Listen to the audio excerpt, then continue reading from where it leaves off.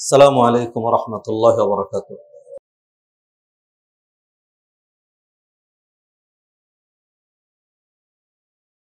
আলহামদুলিল্লাহ।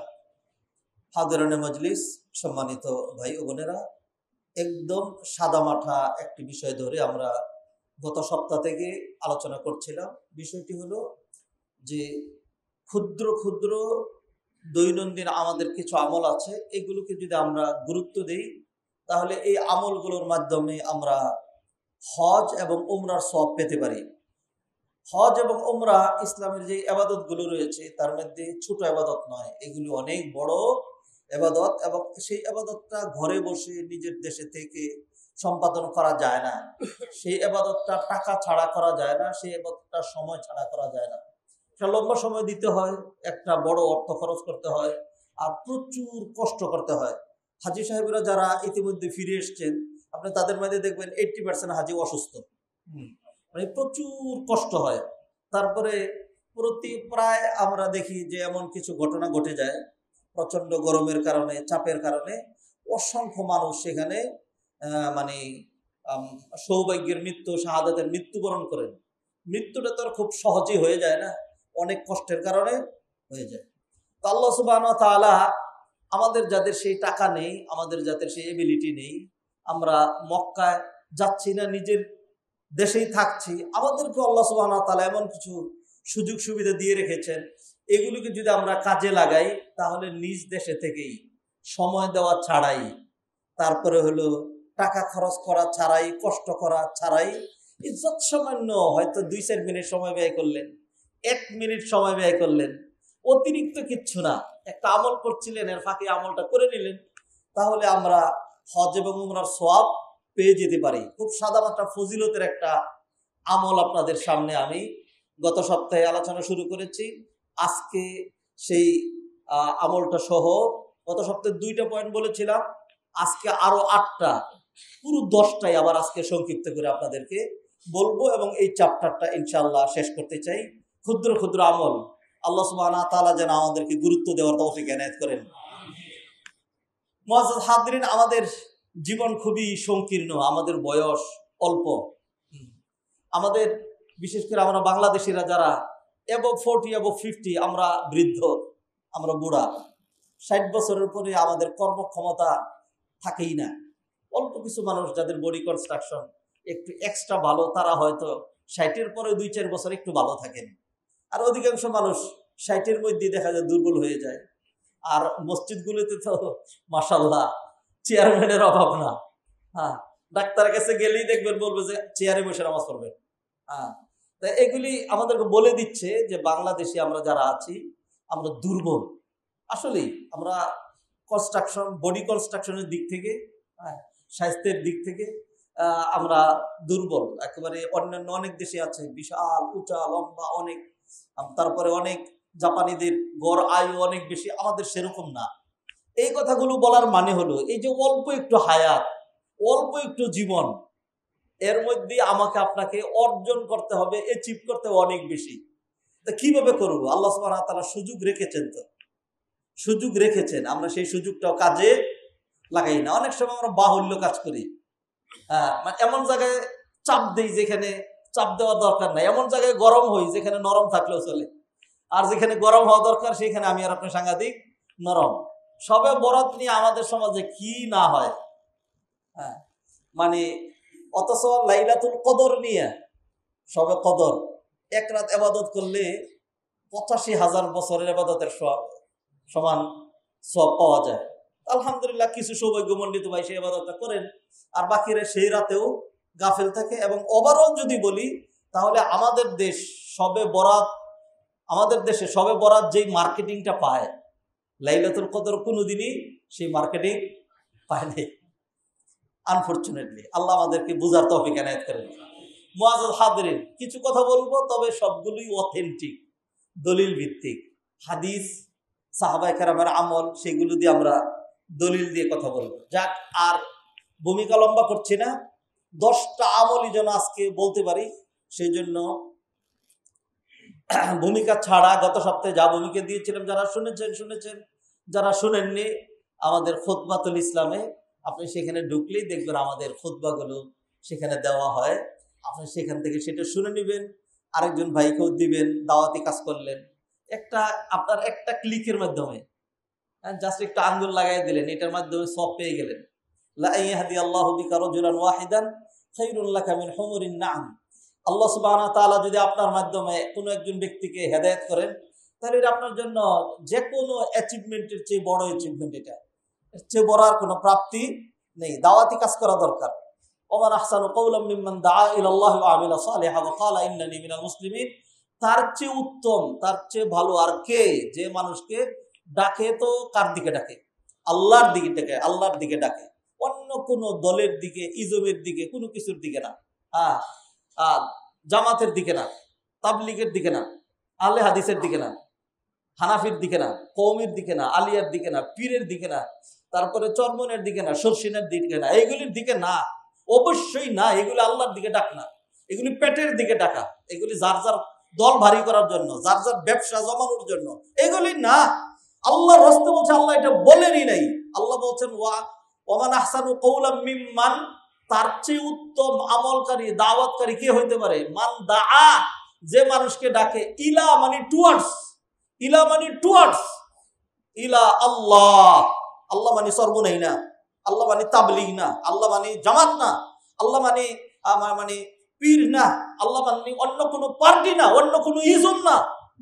নিরেট ভাবে আল্লাহর দিকে ডাকতে হবে। আয়াতের ব্যাখ্যা যেন ভ্রান্ত না হয়। আয়াত আমরা পড়ি এইটা, এরপর আমরা অন্যদিকে চলে যাই। আয়াত আরো আছে, এই আয়াতগুলি দিয়ে মানুষ আলোচনা করে। ওয়াতাসিমু বিহাবলিল্লাহি জামিআন ওয়ালা তাফাররাকু। ইতাসিমু বিহাবলিল্লাহ, তোমরা সবাই মিলে মজবুত করে আল্লাহর রজ্জুকে আঁকড়ে ধরবে। সবাই মিলে, সবাই মিলে সংঘবদ্ধভাবে, দলবদ্ধভাবে। এরপরে 4-5 জন আলাদা হয়ে আসেন, আমরা দলবদ্ধভাবে থাকি। আপনি দলবদ্ধ হইলেন নাকি আলাদা হইলেন?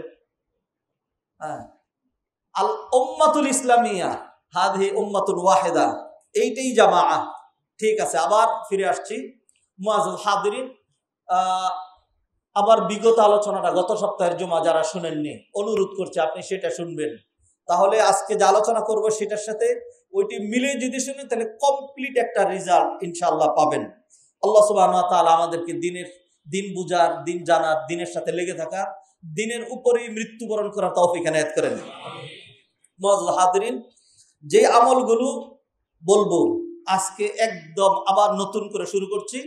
10টা আমল বলবো, তিলকা আশারাতুন কামিলা। 10টা আমল বলো, যেই 10টা আমল করলে দৈনিক আপনি 2, 4, 5, 7টা হজের সব কামাই করতে পারবেন। দৈনিক যদি 3-4টা হজ, 3-4টা উমরার সব কামাই করতে পারেন। আমাদের দেশে কত রকম সবের জন্য মকসুদুল মুমিনিন, তারপরে আরো কি কি বইটি আছে, এই সমস্ত পড়ে পড়ে যে একবার এটা বললে এত কোটি সব হয়, এত 1000 বছরের গুনাহ মাফ হয়ে যায়, এরপর আর কিচ্ছু লাগে না। ওইগুলি ভ্রান্ত, যেগুলির দলিল নাই, হাদিস নাই, কিচ্ছু নেই, ওইগুলির উপরে মানুষ সমানে আমল করতে থাকে। আপনি সারা বছর আমল করলে তো কোনো লাভ নাই। একবারে আরো কি কি আমল শুনি যে এরকম, এই আমলটা গুরুস্থানের পাশে গিয়ে করলে, এই গুরুস্থানে, ওই এলাকার যত গুরুস্থানে যত মুর্দেগান আছেন, এদের 50-60 বছরের গুনাহ মাফ হয়ে যায়। জানি না এগুলি কোত্থেকে যে মানুষ খামাখাই নিয়ে আসে, ভ্রান্ত কথাবার্তা। ওই ভ্রান্ত কথাবার্তা না, দলিল ভিত্তিক কথাবার্তা আমরা বলবো। কোরআন সুন্নাহর দলিল ছাড়া দিন সাব্যস্ত হবে না। আসুন কিছু আমল, ফজিলতের আমলের কথা, যে আমলগুলো দৈনন্দিন করলে আমরা হজ এবং উমরার সব পেতে পারি। নাম্বার 1, 1 নম্বর, আকদুন নিয়তে সাদিকা আলা আদাইল হজ। সত্যিকার নিয়ত করা, নেক নিয়ত। 1 নম্বর আমল হলো নেক নিয়ত। মুআজ্জাজ হাদিরিন, নিয়ত এমন একটা জিনিস যেটা আপনার জবানের সাথে সম্পৃক্ত না। যদি জবানে সম্পৃক্ত হয় তাহলে নিয়ত করতে একটা সময় লাগে। নাওয়াইতু আন উসাল্লি লিল্লাহি তাআলা রাকাতাই সালাতিল ফাজরি ফারদুল্লাহি তাআলা মুতাওয়াজ্জিহান ইলা জিহাতিল কাবাতিশ শরীফাতি। ডাইনে চেয়ারম্যান, বামে মেম্বার, সামনে দেয়াল, উপরে লাইট, ফ্যান ঘুরছে, অনেক কিছু বললে তারপর আল্লাহু আকবার কইতে হয়। ওইটা সময় লেগে যায়, এটার নাম নিয়ত না। আপনি যেগুলি বললেন ইক্তাদাইতু বিহাজিল ইমাম, এই ইমামের অনুসরণ করে কিবলামুখী হইয়া, তাহলে আরো বলেন সাদা পায়জামা পইরা মাথায় লাল রুমাল গায়ে দিয়া, আরো অনেক কিছু বললেন, এইগুলি নিয়ত না। যাই হোক, নিয়ত যদি জবানের হয় তাহলে এটা সময় লাগে। নিয়তটা হলো মনের, নিয়ত হলো মনের বিষয়। যে কোনো জিনিস মনের সাথে সম্পৃক্ত, এটা খুব দ্রুতগামী, মনের চেয়ে বেশি দ্রুতগামী আর কোনো কিছুই নেই। সেকেন্ডের মধ্যে আপনি এখন মাতফে বিচরণ করতে পারেন, মাতফে তওয়াফ করতে পারেন। মাতফ তওয়াফের জায়গা যারা হজ উমরা করেছেন, আপনি সেকেন্ডের মধ্যে পাঠিয়ে দিতে পারেন। অজু লাগবে না, কিবলামুখী হওয়া লাগবে না, টাকা খরচ করা লাগবে না, তারপরে আর কি লাগবে না, সময় লাগবে না। তো নিয়ত হইল এত সহজ একটা আমল, যে সহজ আমল দিয়ে আপনি বহুবিধ সওয়াব কামাই করতে পারেন। প্রতি রমাদানের আগে আমি এই বিষয়টাকে হাইলাইট করি যে রমাদান আসছে, রমাদানকে ঘিরে আমরা এত এত নিয়ত করি, এই ভালো নিয়ত করি, তাহলে এত সওয়াব পাওয়া যাবে। মুআজ্জাজ হাজরিন, তাহলে আমরা যদি এইভাবেই আল্লাহর কাছে কান্নাকাটি করি, দোয়া করি আর নিয়ত করি যে আল্লাহ ইনশাআল্লাহ আমি হজে যেতে চাই, আমি উমরা করতে চাই। হজ তো আমার, যাদের হজের তৌফিক নেই উমরা করতে পারেন। এক সময় আমাদের দেশে উমরা কালচার চালু ছিল না, উমরা কাকে বলে মানুষ বুঝতো না। হ্যাঁ, এটা খুব বেশি দিন আগের না, 40-50 বছর আগেও উমরা উমরা উমরা এটা মানে ছিল না, আমাদের দেশ মানুষ বুঝতো না। আলহামদুলিল্লাহ এখন এই যে হজের পরে অনেকে উমরা চলে গেছেন। হ্যাঁ, উমরা মানে বছর ব্যাপী উমরা হচ্ছে। আপনি যদি রমাদান ছাড়া এবং সিজন বুঝে যদি উমরায় যান, তাহলে আপনি 1,30,40,000 টাকা দিয়ে উমরা করতে পারবেন। এবং লাখ টাকার বেশি লাগে, এটার কারণ তো ওইখানেই, ওই যে টিকিটই তো খেয়ে দিছে আমাদেরকে। হ্যাঁ, আমাদের তো খেয়ে দিছে টিকিটেই। ইন্ডিয়াওয়ালারা সাংঘাতিক ফেসিলিটিস বুক করে। হ্যাঁ, আমাদের থেকে যৎসামান্য দূরের তারা অনেক ফেসিলিটিস বুক করে। সেখান থেকে সৌদি আরবে যারা চাকরি করতে যায় 1.5 লাখ 2 লাখ 2.5 লাখ টাকায় তারা ভালো ভালো চাকরিতে চলে যায়। আমাদের দেশ তো বেশি বড় লোক, এই জন্য 10 লাখ টাকা লাগে। হ্যাঁ, বেশি বড় লোকদের আলহামদুলিল্লাহ ভালো, আমরা বড় লোক, টাকা পয়সা আমরা নষ্ট করতে পারি। আল্লাহ আমাদেরকে হেদায়েত করেন। যারা দায়িত্বে আছেন আল্লাহ তাদেরকে হেদায়েত করেন, না হয় পানিশমেন্ট দেন। যারা হাজিদেরকে, উমরাকারীদেরকে, দিনদারদেরকে যারা কষ্ট দেন, যারা প্ল্যান ওয়াইজ শুধু নিজেদের পকেট ভরার জন্য ঘুরে গেড়ে যারা এইভাবে কৌশল করে নেন, হ্যাঁ, আল্লাহ তাদেরকে হেদায়েত করুন। হেদায়েতের উপযুক্ত না হলে আল্লাহ পানিশমেন্ট দেন। তবু 18 কোটি মুসলমানদের জন্য ইজি ব্যবস্থাপনা হওয়া দরকার। ইন্দোনেশিয়া থেকে আসতে খরচ 950 কিলোমিটার, তাদের খরচ লাগে 2.5-3 লাখ টাকা। আর আমাদের দেশ থেকে 5,500 কিলোমিটার, আমাদের লাগবে 8 লাখ টাকা। What is this? খালি বললেই হলো নাকি? মজার বললো হয়ে গেছে একবারে। আল্লাহ আমাদেরকে হেদায়েত করেন। মুআজ্জাজ হাজিরিন, ফিরে আসছি। কিছু আমলের কথা বলছিলাম যেটি দিয়ে আপনি হজ উমরার সওয়াব পাবেন। তার মধ্যে একটা হলো নেক নিয়ত। নেক নিয়ত করার জন্য টিকিট কাটা লাগবে না, ইহরামের কাপড় কিনা লাগবে না, অজু করা লাগবে না, কিবলামুখী হওয়া লাগবে না, জবান দিয়ে উচ্চারণ করা লাগবে না, সময় লাগবে না, কিচ্ছু লাগবে না। শুধু নিয়ত করে আল্লাহ তুমি আমার তৌফিক দাও, আমি হজে যাইতে চাই, আমি হজে যাব।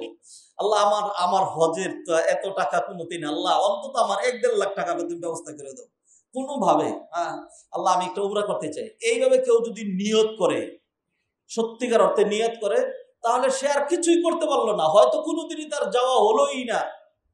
যারা হজ করার যোগ্য, হকদার, হজ যাদেরকে মানায়, এরকম অধিকাংশ মানুষ তো হজ ছাড়াই মারা যায়।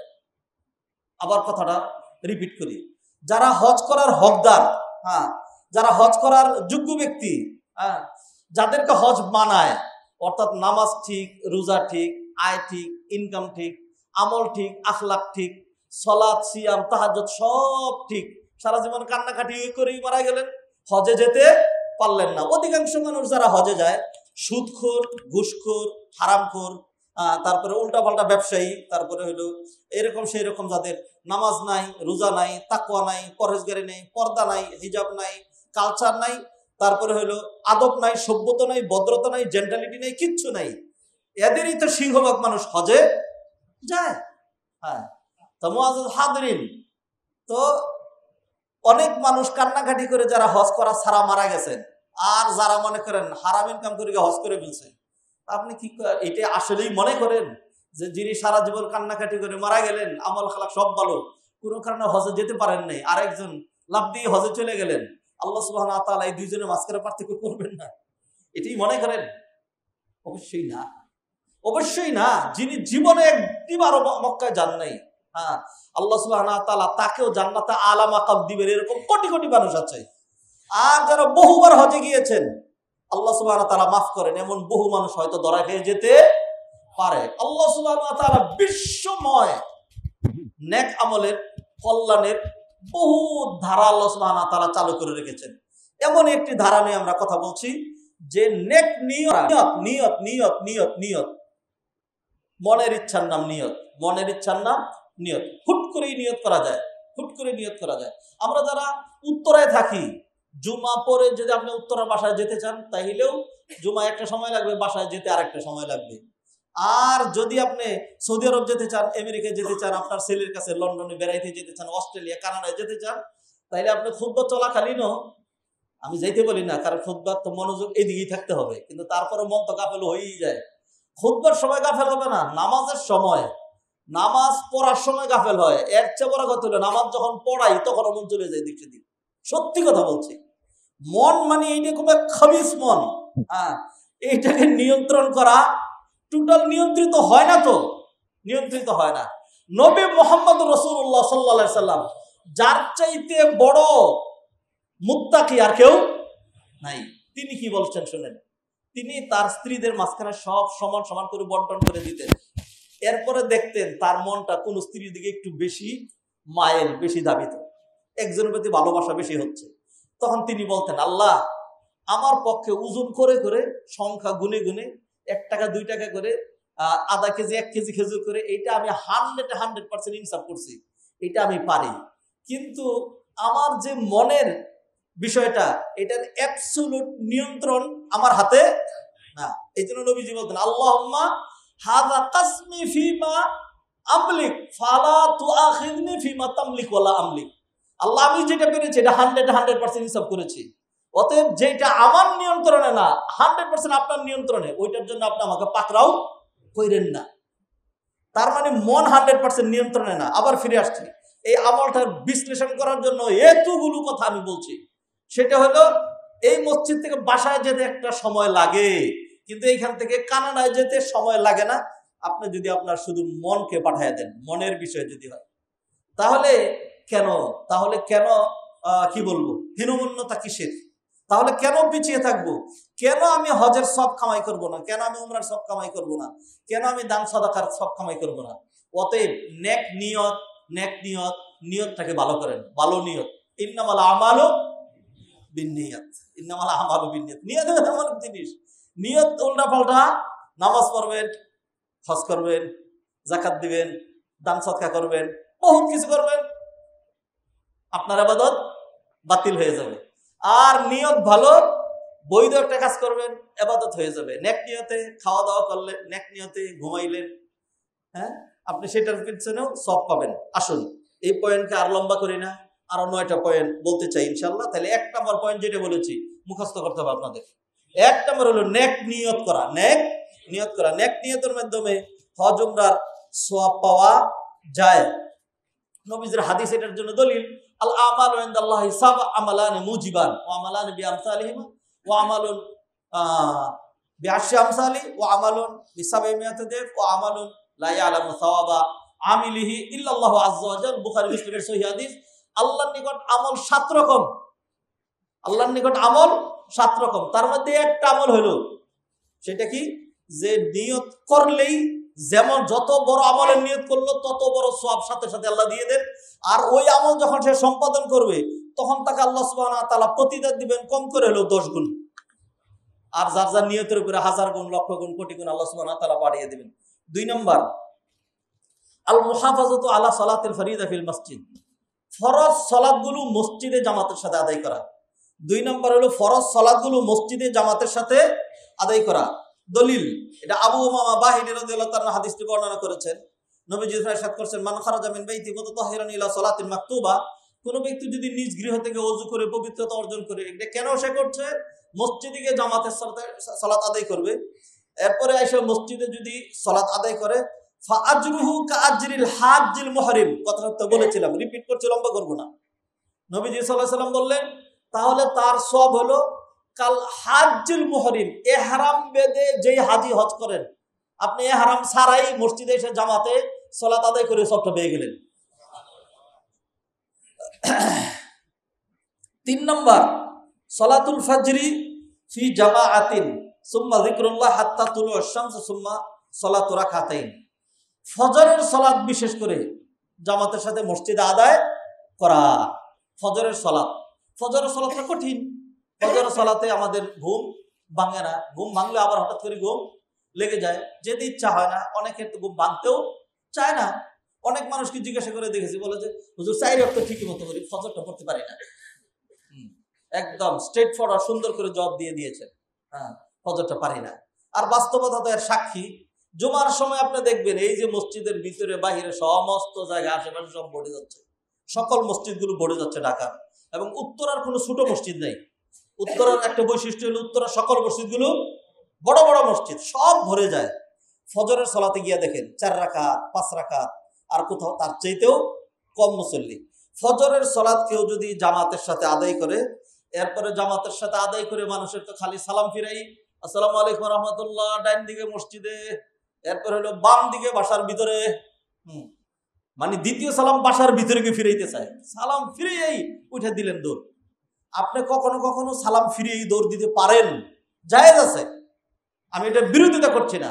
আপনার ট্রেন ধরা লাগবে, আপনি অফিস থেকে গুরুত্বপূর্ণ কাজ ফেলে জামাতে আসছেন, তো আপনি এখন সালাম ফিরে সেটা দীর্ঘক্ষণ তাসবিহ করবেন, সময় দিবেন না, এখন এটা না, আপনি সালাম ফিরেই চলে যান দ্রুত, সেটা ঠিক আছে। কিন্তু প্রতিদিনই সব সময়ই মানে সালাম তাড়াহুড়া করে ফিরেই আপনার বেরিয়ে যেতে হবে গিয়ে মসজিদ থেকে, অথবা তাড়াহুড়া করে সুন্নতের নিয়ত করে ফেলতে হবে, কেন? এটা না। নবীজি বললেন কেউ যদি জামাতের সাথে ফজরের সালাত পড়ে, এরপরে মসজিদে বসে থাকলো, তাসবিহ করতে থাকলো, কোরআন তেলাওয়াত করতে থাকলো, কতগুলো আমল আছে, অনেকগুলো আমল আছে। এই আমলগুলো যদি তিনি করতে থাকেন, ফজিলতপূর্ণ আমল আছে, এগুলি তিনি করতে থাকলেন। তারপরে হইলো আযকারুস সাবাহ, সকালের জিকির আজকার, সকালবেলা আল্লাহুম্মা বিকা আসবাহনা ওয়া বিকা আমসাইনা ওয়া বিকা নাহইয়া ওয়া বিকা নামুত ওয়া ইলাইকা নুশুর আল্লাহুম্মা ইন্নী আসবাহতু উশহিদুকা। এই দোয়াগুলো আমি কেন বলছি জানেন? আপনাকে এটা বোঝানোর জন্য যে আপনি জানেন না, কোনোদিন শুনেনও নাই, এটা বোঝানোর জন্য যে সকালবেলার জিকির আপনি জানবেন না কেন। আল্লাহুম্মা ইন্নী আসবাহতু উশহিদুকা ওয়া আশহাদু হামালাত আরশিকা ওয়া মালাইকাতাকা আন্নাকা আনতাল্লাহু লা ইলাহা ইল্লা আনতা ওয়াহদাকা লা শারীকা লাক ওয়া আন্না মুহাম্মাদান আবদুকা ওয়া রাসূলুক আসবাহনা ওয়া আসবাল মুলকু লিল্লাহি ওয়াল হামদুলিল্লাহ। এই ধরনের অসংখ্য দোয়াগুলো আছে। জানা না থাকলে এখন অ্যাপ আছে, মোবাইল আছে, সবকিছু আছে, এগুলি দেখে দেখে পড়তে থাকেন, মুখস্থ হয়ে যাবে।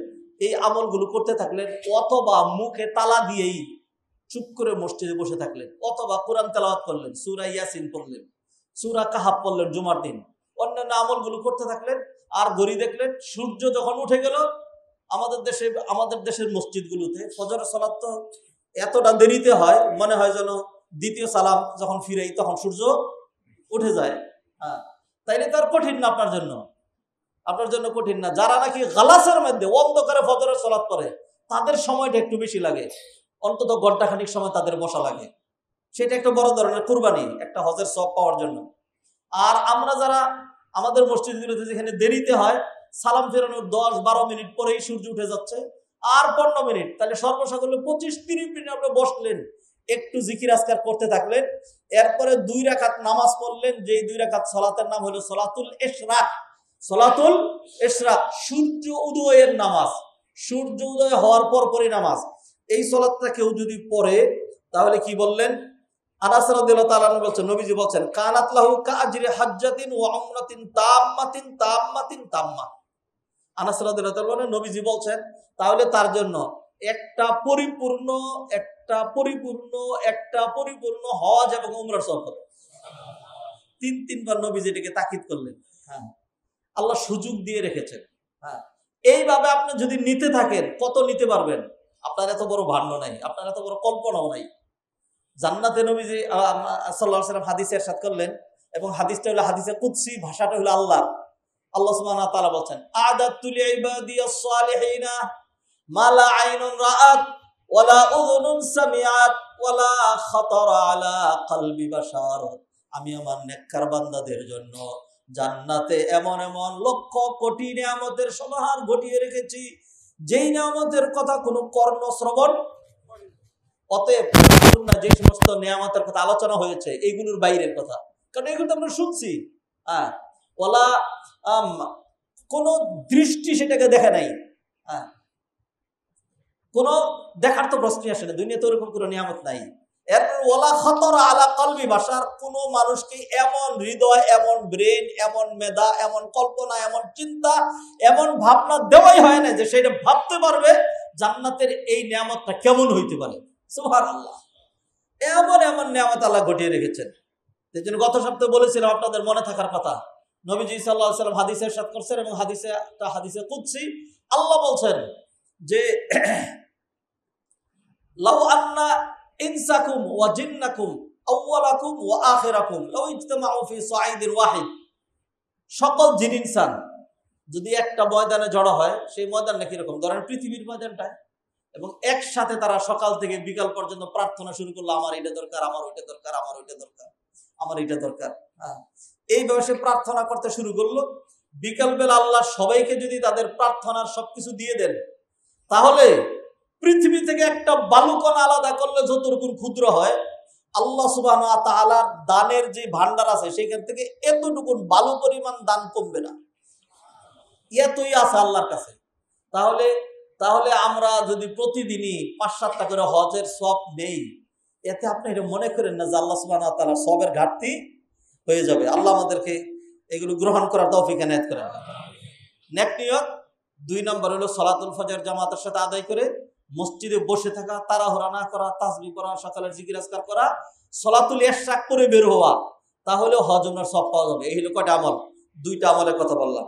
3 নম্বর আরেকটা বলেছি, 2 নম্বর বলেছিলাম জামাতের সাথে 5 ওয়াক্ত সালাত আদায় করে, 2-3 নম্বর বলছি ফজরের সালাতটা জামাতে পড়া, এবং তারপরে সালাতুল ইশা করে বের হওয়া, এর 3। 4 নম্বর আমল যেটা, 4 নম্বর আল উমরাতু ফি রমাদান তা'দিলু হাজ্জাতান। আল উমরাতু ফি রমাদান তা'দিলু হাজ্জাতান, রমাদান মাসে একটা উমরা করার চেষ্টা করা, রমাদান মাসে একটা উমরা করা। উমরা এবং হজের মধ্যে বিগ ডিফারেন্স, এবং তারপরেও আমার হজ, বুজুর্গের হজ, এই 2 হজের মধ্যে পার্থক্য আছে। আরেকটা সেটা হলো নবীজি সাল্লাল্লাহু আলাইহি সাল্লামের হজ, নবী সাল্লাল্লাহু আলাইহি সাল্লামের সাথে সাহাবায়ে কেরামদের হজ, ওই হজ আর আমাদের বর্তমান হজ, এই হজের মধ্যেও পার্থক্য আছে। নবীজি সাল্লাল্লাহু আলাইহি সাল্লাম হাদিসে ইরশাদ করলেন আল উমরাতু ফি রমাদান, ভালো করে শুনেন, প্ল্যান করবেন যে আমি রমাদানে উমরা যেতে চাই। আল উমরাতু ফি রমাদান তা'দিলু হাজ্জাতান আও হাজ্জাতান মাই। নবীজি বলছেন কেউ যদি রমাদানে একটু উমরা করে, তাহলে ওই উমরার স্ট্যাটাস হলো হজের স্ট্যাটাস।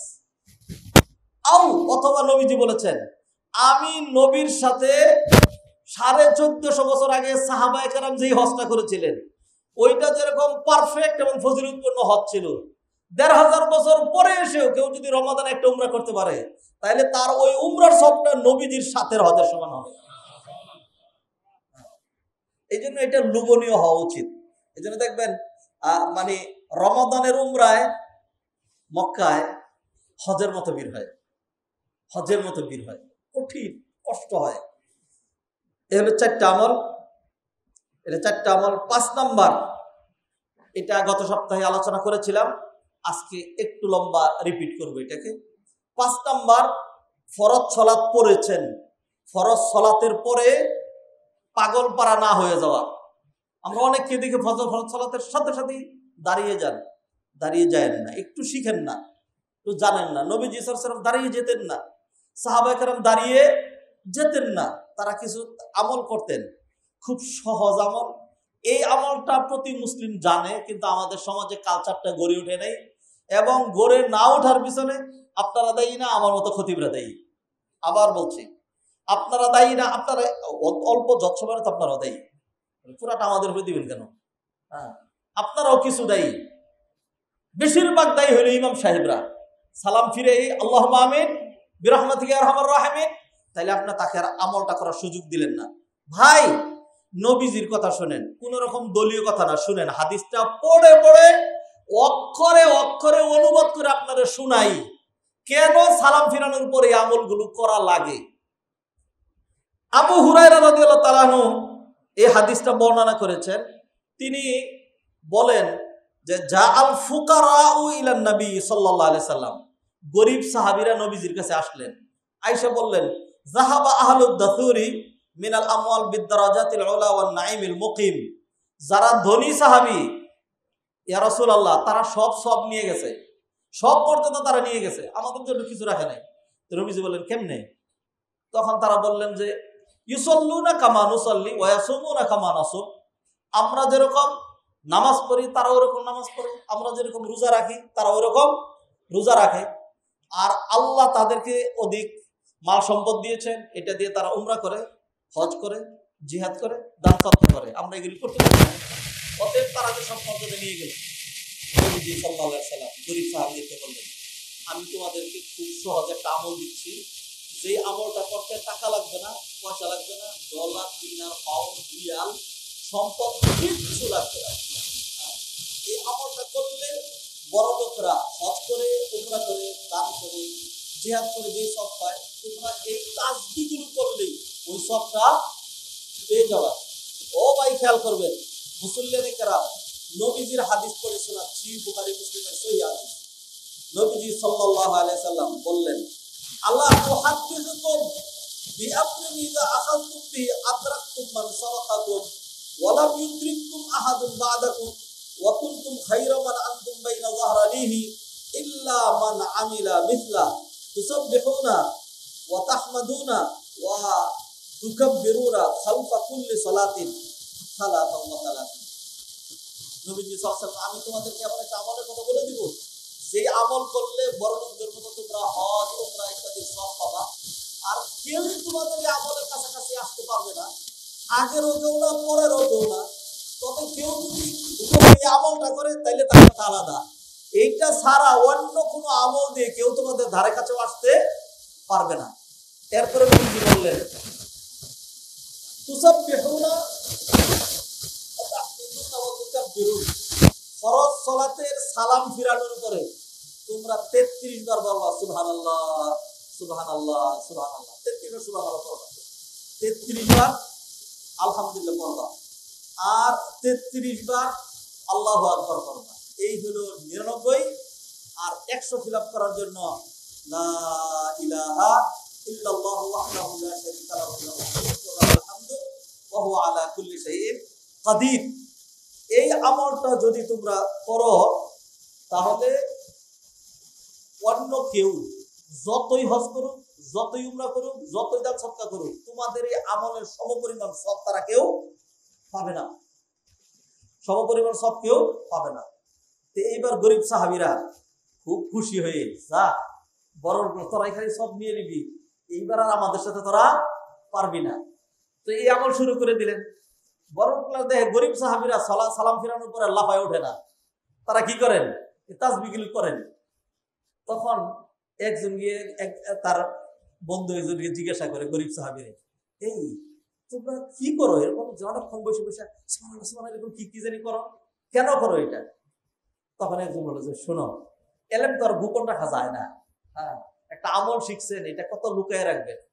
তখন বললেন শোনো, আমরা নবীজির কাছে গেছিলাম, তোমরা যে দান সৎকা করে, হজ উমরা করে যে সব কামাই করো, নবীজি আমাদেরকে এমন একটা আমল শিখিয়ে দিয়েছেন, এইটা করলে তোমরা ওই দান সৎকা কইরো আমাদের উপর দিয়ে যাইতে পারছো না। এই জন্য আমরা সালাম ফিরানোর পরে 33 বার সুবহানাল্লাহ, 33 বার আলহামদুলিল্লাহ, 33 বার আল্লাহু আকবার, আর 100 ফিল আপ করার জন্য লা ইলাহা ইল্লাল্লাহু ওয়াহদাহু লা শারীকা লাহু লাহুল মুলকু ওয়া লাহুল হামদু ওয়া হুয়া আলা কুল্লি শাইইন কাদির। এই আমলটা আমরা করি সুবহানাল্লাহ। তো উনি এই আমলটা শুরু করে দিলেন, উনি আবার আরেক বড়কে ঘুরে দিলেন, এইভাবে বরণটা সবাই জেনে ফেললো। এখন তারা ওই আমল শুরু করে দিল। এইবার গরিব সাহাবীরা নবীজির কাছে গিয়ে বললেন ইয়া রাসূলুল্লাহ, একবারে সর্বনাশ হয়ে গেছে, বড় লোকরা অতি আমল শিখে ফেলছে। তখন নবীজি সাল্লাল্লাহু আলাইহি ওয়াসাল্লাম বলেন যালিকা ফাদলুল্লাহ ইউতিহি মান ইয়াশা, এইটা আল্লাহর অনুগ্রহ, আল্লাহ কাউকে বাড়িয়ে দেন, কাউকে কমিয়ে দেন। এখন যেহেতু তারা ওই আমল করছে, এইটার থেকে আর বঞ্চিত করার আর কোনো সুযোগ নেই। মুআজ্জাজ হাজিরিন, তাহলে কত বড় আমলটা এই হাদিস জানে না এমন কোন ইমাম আছে? আর যদি এমন ইমাম থাকে তাইলে তার কি ইমামতি করা উচিত? যে এই হাদিসটাই জানে না, ফরজ সালাতের পরে তাসবিহ ফজিলত, এবং তিনি তার মুসল্লিনে কেরাম যারা আছেন, মুক্তাদি যারা আছেন, তাদেরকে আমলটা শিখান না, এইটা যদি কোনো ইমাম সাহেব না জানেন, আমি মনে করি না যে ঢাকা শহরে এমন কোন ইমাম আছেন এগুলি জানেন। জানেন কিন্তু করেন না, মানে কি? আরে না, এটা মানে হলো জ্ঞান পাপী। এটার মানে হলো জ্ঞান পাবি, হ্যাঁ, তাও করেন না। আর যদি কেউ এটা না জানেন, তাইলে আমি মনে প্রাণে বিশ্বাস করি অন্তত তার ইমামতি করা উচিত না। কারণ ইমামতি করে এতগুলো মানুষকে, মুক্তাদিদেরকে এত সহজ আমল, সুন্দর আমল, ফজিলতের আমল থেকে বঞ্চিত করছে। ধিক্কার কেন দেব না? নবীজি সাল্লাল্লাহু আলাইহি ওয়াসাল্লাম এই সেম আমলের উপরে, এই আমলটার উপরে আরো কোনো হাদিস কি বলেন নাই? এটা কি একটাই ফজিলত নাকি আরো ফজিলত আছে? আছে। নবীজি সাল্লাল্লাহু আলাইহি সাল্লাম আরেকটা হাদিসের মধ্যে বললেন, মান সাব্বাহাল্লাহ দুবুরা কুল্লি সালাতিন মাকতুবা 33। কোন ব্যক্তি যদি ফরজ সালাতের পরে 33 বার সুবহানাল্লাহ পড়ে, 33 বার আলহামদুলিল্লাহ পড়ে, এইভাবে এই আমলটা যদি করে, তাহলে নবীজি সাল্লাল্লাহু আলাইহি সাল্লাম বললেন যে তার গুনাহ যদি সমুদ্রের ফেনার চেয়েও বেশি হয়, এই আমলের মাধ্যমে আল্লাহ সুবহানাহু ওয়া তাআলা তার গুনাহগুলো মাফ করে দিবেন। মুআজ্জাজ হাজিরিন, তাহলে একই আমল, সব গুনাহ মাফ হয়ে যাচ্ছে, আবার কি হচ্ছে? হজ উমরার সব পেয়ে যাচ্ছি। তো এই আমলটা থেকে কেউ যদি আমাদেরকে বঞ্চিত করে, তাইলে তারে কি মানে কি বলে, তারে সালাম দেওয়া উচিত নাকি তার প্রতি ধিক্কার জানানো উচিত?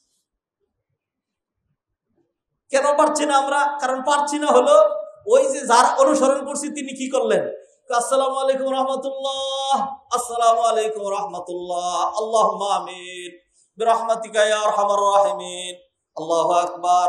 সুন্নতের নিয়ত করলাম, মুসল্লি রাসূল দোড়া বাজায় দিব, কেমনে সহজে জান্নাতে যাস, গুনাহ মাফ করে দেখায় দিব। এটা হলো তার আমলের আসল অর্থ হলো এটা। তিনি যে আমলটা করছেন এটার অর্থটা হলো এটা, যে এত ফজিলতপূর্ণ আমল তুই কেমনে করস, এটা যেন করতে না পারে।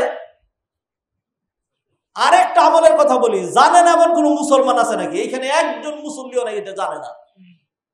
ফজিলতের সহিহ হাদিস, নবীজি বললেন, মান কারা আয়াতাল কুরসি দুবুরা কুল্লি সালাতিন মাকতুবা লাম ইয়ামনাহু মিন দুখুলিল জান্নাহ ইল্লাল মাউত।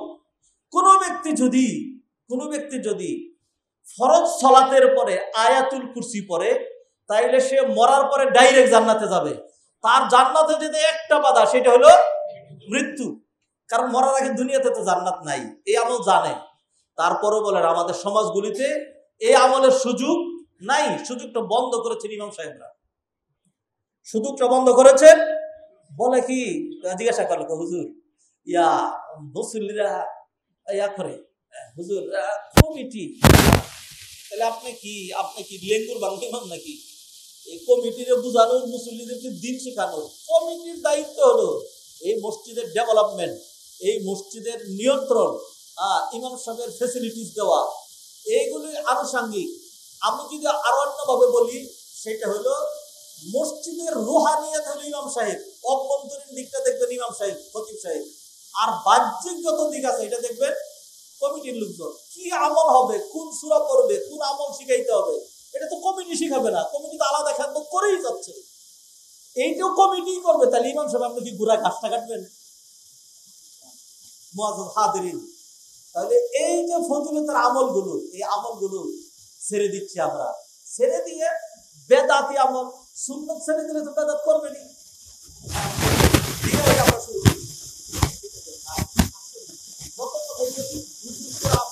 আমল করা যাবে না, মুফতির কথা হুজুরের আমলে চলা যাবে না। নবী মুহাম্মদ রাসূলুল্লাহ সাল্লাল্লাহু আলাইহি সাল্লাম তিনি যা করেছেন তাই করা লাগবে। তার আমলটা সাহাবায়ে কেরাম দেখেছেন, সাহাবায়ে কেরামের আমলটা কারা দেখেছেন? তাবিঈনরা দেখেছেন, আইমে মুজতাহিদিন, এইভাবে এই ধারা আজও পর্যন্ত চলে আসছে। নবীজি সাল্লাল্লাহু আলাইহি ওয়াসাল্লাম বলেছেন, লা তাযালু তাইফাতুম মিন উম্মতি যাহিরিনা আলাল হাক্কি মানসুরাতুন ইলা ইয়াউমিল কিয়ামা। আমার উম্মতের একটা গ্রুপ কিয়ামত পর্যন্ত এইভাবে হকের উপর অবিচল, অটল, অনড়, দৃঢ় থাকবে। আছে তো, আপনি দেখেন না সেদিকে, সে ওই যে দাদাদের এইখানে গেছে,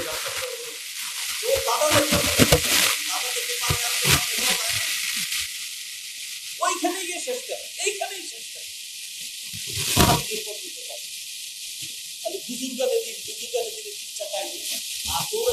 ইন্ডিয়া পাকিস্তান পর্যন্ত থেমে গেলেন কেন? মক্কা মদিনা পর্যন্ত যেতে সমস্যা কোথায়? কোরআন হাদিস পর্যন্ত যেতে সমস্যা কোথায়? আর সাহাবায়ে কেরামের আমল পর্যন্ত যেতে সমস্যা কোথায়? আল্লাহ আমাদেরকে কথাগুলো বোঝার তৌফিক এনায়েত করেন। মুআজ্জাজ হাজিরিন, অতএব ফিনিশিং দিচ্ছি, রাগ করেন না, এটা সবার জন্য। অ্যাপ্রোচ করি, কথাগুলো ভুল আছে, কোনটা শুদ্ধ, এগুলো আলার উপর একটা ফিনিশিং নিয়ে আসি। আমরা সবাই মুসলিম ভাই ভাই, কারোর সাথে আমাদের কোনো বৈরিতা নাই, সবাই আমাদের বন্ধু। যিনি আমার শত্রু তাকেও তো আমি জান্নাতের দিকেই ডাকবো। হ্যাঁ, আমি যদি তাকে কল্যাণের দিকে ডাকি তাহলে তিনি আর শত্রু থাকবেন না, কি হয়ে যাবেন? বন্ধু হয়ে যাবেন। আল্লাহ সুবহানাহু ওয়া তাআলা বলেন, লা তাস্তাবিল হাসানাতু ওয়ালা সাইয়্যা ইদফা বিল্লাতি আহসান, সুন্দর পন্থায় কাজ করো। ফাইদাল্লাযী বাইনাকা ওয়া বাইনাহু আদাওয়া, তাহলে তোমার এবং যার মাঝখানে শত্রুতা ছিল, সে কি হবে? কাআন্নাহু ওয়ালিয়্যুন হামিম, সে হবে তোমার বুজুম ফ্রেন্ড, অন্তরঙ্গ বন্ধু। অতএব ফরজ সালাতের পরে আয়াতুল কুরসি পড়বো ইনশাআল্লাহ। ফরজ সালাতের পরে 33 বার আলহামদুলিল্লাহ, 33 বার সুবহানাল্লাহ, 33 বার আল্লাহু আকবার। এবং নবী আরেক হাদিসে বলেছেন, লা ইয়াদুরু বিআইহিন আবাদা, এক যেটা দিয়ে শুরু করবে, কেউ যদি এরকম করে আল্লাহু আকবার আল্লাহু আকবার আল্লাহু আকবার, তারপর বলল সুবহানাল্লাহ সুবহানাল্লাহ সুবহানাল্লাহ, তারপর আলহামদুলিল্লাহ, অথবা শুরু করলে আলহামদুলিল্লাহ আলহামদুলিল্লাহ, তারপর বলল সুবহানাল্লাহ সুবহানাল্লাহ, তারপর আল্লাহু আকবার, যেটা দিয়ে শুরু করুক কোনো অসুবিধা নাই। এই তিনটা দিয়ে আমরা যাতে 100 ফিল আপ করি, তাহলে জীবনের সকল গুনাহ, সমুদ্রে ফেরার চেয়ে বেশি গুনাহ হলে মাফ হয়ে যাবে। আর প্রতিদিনই হজের সওয়াব পাবো। আর হলো জান্নাতে যাওয়ার জন্য যদি আয়াতুল কুরসিটা করি, তাহলে জান্নাতে যদি একটা বাধা থাকবে, এতগুলো আমল যদি কেউ করতে থাকে, এর একটা আমলও কি আল্লাহ সুবহানাহু ওয়া তাআলা কবুল করবেন না ইনশাআল্লাহ? ভাইরা, অতএব এই আমলটা করব। নাম্বার 6 নাম্বার আমল, আত-তাবকির লিসালাতিল জুমআহ, জুমার সালাতে দ্রুত আসা, জুমার সালাতে একটু এগিয়ে চলে আসা। আলহামদুলিল্লাহ আমাদের মসজিদ সাক্ষী, এই মসজিদে যারা আসে বা অন্যরা যারা দাওয়াত দেয় বলে, শুনেন এই মসজিদে গেলে কিন্তু 11:30 আগে যেতে হবে, আপনাদের ভিতরে জায়গা পাবেন না। তো যারা জুমার নামাজে প্রথম প্রহরে চলে আসে, তারা যেন আল্লাহ সুবহানাহু ওয়া তাআলার জন্য একটা উট কুরবানি পেশ করে। এই হাদিস আপনারা জানেন। দ্বিতীয় প্রহরের যারা, তারা গরু কুরবানি পেশ করলো। তৃতীয় প্রহরের একটা বকরি কুরবানি পেশ করলো। চতুর্থ প্রহরে যে আসলে মানে সব কমছে আর কি, মর্যাদাটা কমছে, সে যেন একটা মুরগি কুরবানি পেশ করলো।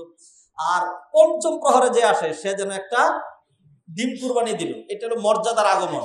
এরপরেও যারা আসে তাদেরও কিন্তু জুমা হবে, তবে ওই যে মর্যাদার স্ট্যাটাসের ডায়েরিতে যে নামটা উঠবে, ওইখানে আর এই 5 গ্রুপ ছাড়া বাকিদের নাম উঠবে না। এই জন্য জুমায় আমরা আগে চলে আসবো। তাহলে এই ফজিলতটা পেলাম। আর একটা ফজিলত, এটা কি জানেন? ওইটি আজকে শোনাচ্ছি, ওইটাই শোনাচ্ছে। আরেকটা ফজিলত হলো, জুমার দিনে যদি আগে চলে আসেন, তাহলে জুমাও পড়ে গেলেন, উটও কুরবানি দিয়ে গেলেন, আর একটা হজ উমরাও নিয়ে গেলেন। সুবহানাল্লাহ। হাদিস শুনেন, সাহাল বিন সাদ আস-সাঈদি রাদিয়াল্লাহু তাআলা তিনি বলছেন, ক্বালা রাসূলুল্লাহ সাল্লাল্লাহু আলাইহি সাল্লাম, আল্লাহ নবীজি ইরশাদ করেছেন, ইন্না লাকুম ফি কুল্লি জুমাতিন হাজ্জাতুন ওয়া উমরাতুন। ইন্না লাকুম ফি কুল্লি হাজ্জাতিন ফি কুল্লি জুমাতিন হাজ্জাতান ওয়া উমরাতান। তোমাদের প্রতিটা জুমার মধ্যে হজ এবং উমরা আছে।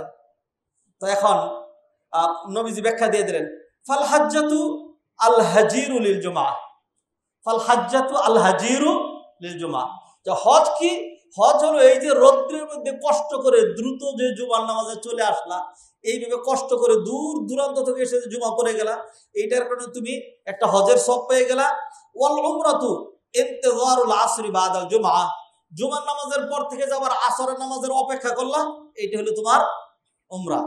অতএব আমরা জুমা পরে চলে যাব, এর অর্থ এটা না জুমা যেহেতু পড়ছি আজকে আর মসজিদেই যাচ্ছি না, এরকম যেন না হয়, আবার আসরের অপেক্ষা করব। তাই একটা উমরার সওয়াব পাওয়া গেল। আর দ্রুত এসে কষ্ট করে যদি জুমার নামাজ পড়ে যাই, তাহলে একটা হজের সওয়াব পাই গেল। 6টা। 7 নাম্বার আছেন তো আমার সাথে? 7 নাম্বার কদাউ হাওয়াইজিন নাস, কদাউ হাওয়াইজিন নাস। রাওয়াল ইমামুল বাইহাকি বিসনাদিহি আন আলী ইবনে হুসাইন ক্বালা খারাজাল হাসান ইয়াতুফু বিল কাবা। হাসান রাদিয়াল্লাহু তাআলা আনহু তিনি কাবা তওয়াফ করার জন্য বের হইলেন। ফাকামা ইলাইহি রাজুল, এক ব্যক্তি এসে বলল, ইয়া আবা মুহাম্মদ ইযহাব মাই ফি হাজাতি ফুলান, আমার সাথে চলো, একটা প্রয়োজন, আমার একটা প্রয়োজন একটু মিটাই দিতে হবে। ফাতারাকা তওয়াফ ওয়া যাহাবা মাহু, তখন তিনি তওয়াফ ছেড়ে দিয়ে তার সাথে চলে গেলেন। ফালাম্মা যাহাবা কামা ইলাইহি রাজুলুন হাসিদুন লিরাজুল, এরপরে যখন তিনি আবার আসলেন, তখন আরেক ব্যক্তি বলল যে আপনি তওয়াফ বাদ দিয়া ওই লোকের কথা তার সাথে চলে গেলেন প্রয়োজনের জন্য, এত বড় ফজিলতের কাজ বাদ দিয়া। ফাকালা ইয়া আবা মুহাম্মদ তারাকতা তওয়াফ ওয়া যাহাবতা মাহু, তওয়াফ ছেড়ে তার সাথে চলে গেলেন। ক্বালা ফাকাল আল হাসান ওয়া কাইফা লা আযহাবু মাআহু ওয়া রাসূলুল্লাহ সাল্লাল্লাহু আলাইহি ওয়াসাল্লাম ক্বাল, আমি কেন যাব না?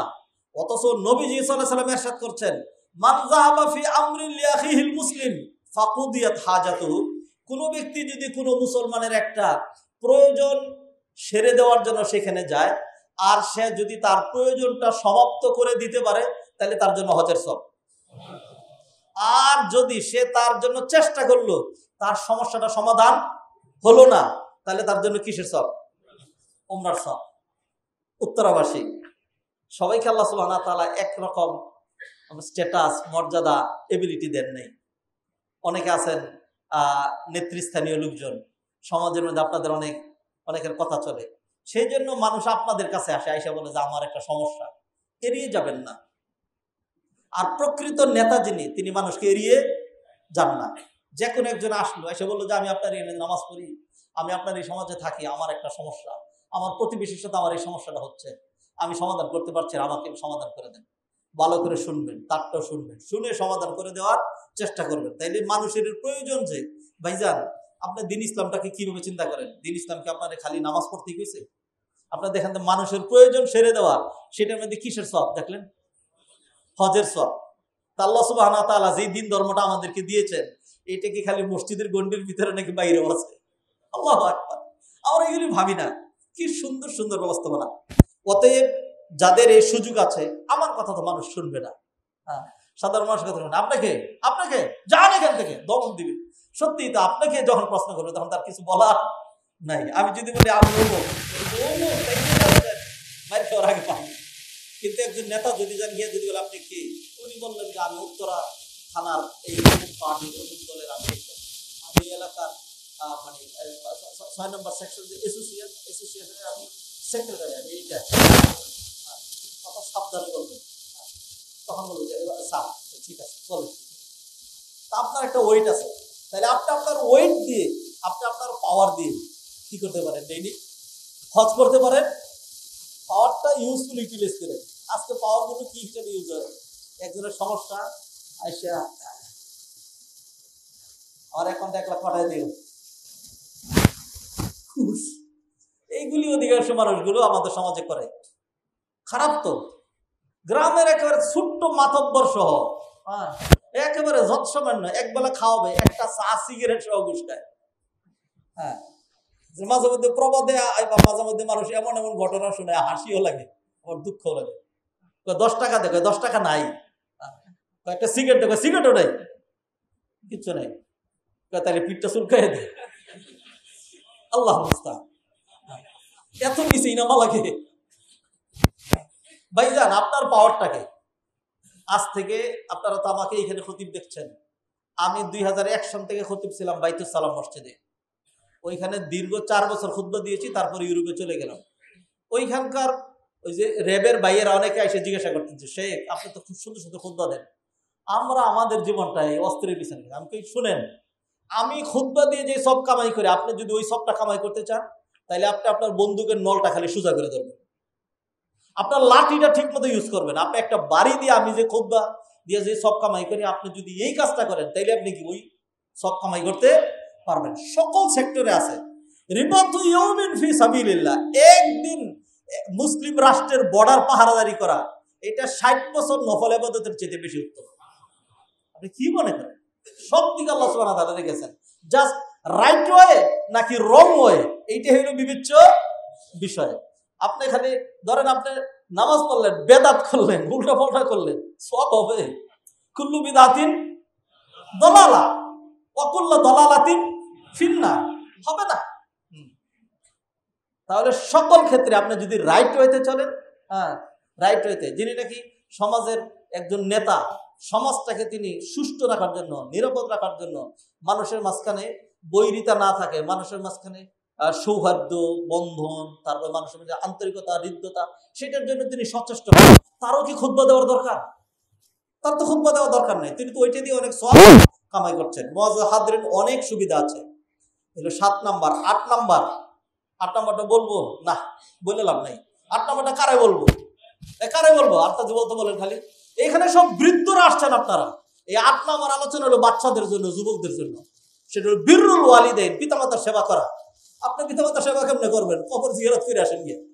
হ্যাঁ, আমাদের এই যে মসজিদে যেই পরিমাণ দেখতে পাচ্ছি, 70 বছরের মানুষ, 60 বছরের মানুষ, এই পরিমাণ কি 30 বছরের মানুষ আছে? নাই। আপনার ছেলে মসজিদে আসে নাই কেন? কেন আনেন নাই? অতএব এই যে আলোচনাটা করব, পিতামাতার সাথে কেউ যদি সদাচরণ করে, পিতামাতার সাথে কেউ যদি ভালো আচরণ করে, তাহলে হজ এবং উমরার সব পাওয়া যায়। তো এই আচরণটা এইটা আমার বাবা মা 99 আর 99 মারা গেছে, এই আলোচনাতে আমি কি করি? এটা তো যাদের বাবা মা আছে তাদের আলোচনা, সেটা তো সুযোগ নাই এখন। আল্লাহ আমাদেরকে বুঝার তৌফিক দান করেন। শুনেন, আপনারা হলো রাসূলুল্লাহ সাল্লাল্লাহু আলাইহি ওয়া সাল্লাম ইন্নী আস্তাহিল জিহাদ ওয়া লা আখরাহ। এক ব্যক্তি নবী বলেছেন, ইয়া রাসূলুল্লাহ, জিহাদে যেতে চাই, টাকা পয়সা নাই, ঘোড়া নাই, উট নাই, অস্ত্র নাই, আমার এগুলি থাকলে আমি জিহাদে যেতাম, আল্লাহর দ্বীনের জন্য জানটা ধরে দিতাম। তখন নবী সাল্লাল্লাহু আলাইহি ওয়াসাল্লাম বললেন, জান্নাতে যাবেন না? হ্যাঁ। তো তোমার মা নাই?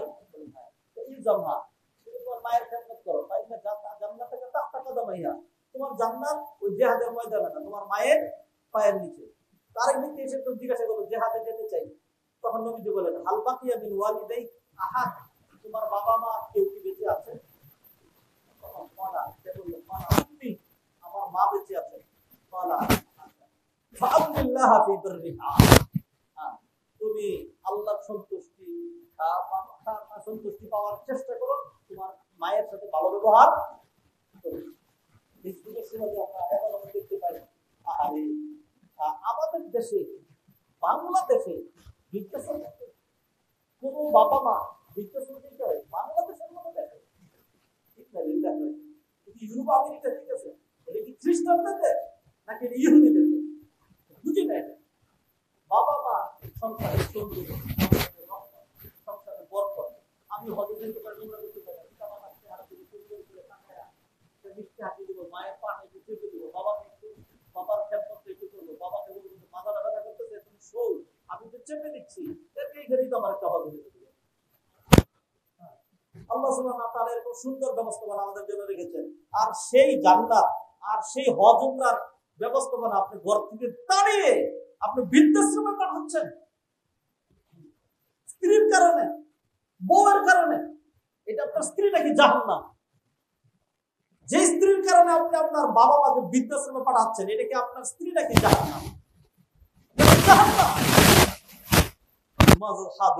অতএব বাবা মায়ের সাথে ফাইদা ফাআলতা যালিকা, নবীজি বললেন, তুমি যদি তোমার মায়ের সাথে ভালো আচরণ করো, ফাআনতা হাজ্জুন ওয়া মুতামিরুন ওয়া মুজাহিদুন, তাইলে তুমি জিহাদকারী, তুমি উমরাকারী, তুমি হজ সম্পাদনকারী। অতএব বাবা মায়ের সাথে আমরা যেন ভালো আচরণ করি। মুআজ্জিজ হাজিরিন, চেষ্টা করেছিলাম, তাড়াহুড়াও করেছি, এর চেয়ে তাড়াহুড়া হয় না, একটা জিনিস বুঝাইতে চাই। তারপরেও দুটো আমল আর বলতে পারি নাই। এর মধ্যে আমাদের বোনদেরকে ঘিরে আমাদের মেয়েদের জন্য খুব গুরুত্বপূর্ণ আমলটা ইনশাআল্লাহ আগামী সপ্তাহে যেই পয়েন্টে আলোচনা করি না কেন, এই দুইটা পয়েন্ট, হজ উমরার দুইটা পয়েন্ট বাকি থাকলো, ইনশাআল্লাহ আগামী সপ্তাহে আলোচনা করবো। যেগুলো আলোচনা করলাম ইনশাআল্লাহ আমি আপনাদের প্রত্যেকেই আমল করার চেষ্টা করব। আকুলু কওলি হাযা ওয়া আস্তাগফিরুল্লাহ লি ওয়া লাকুম।